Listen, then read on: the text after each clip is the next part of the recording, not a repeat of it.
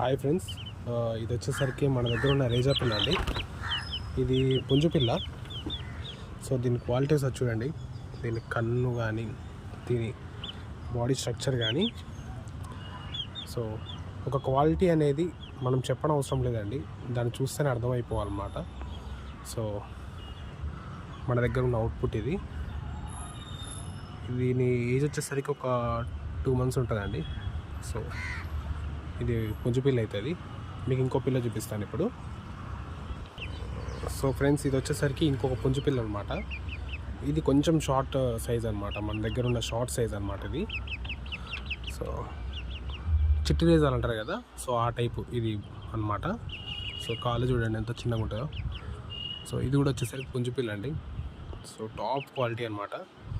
So ఇదండి మన output. So thank you అండి. Thank you for watching this video. Please like, share and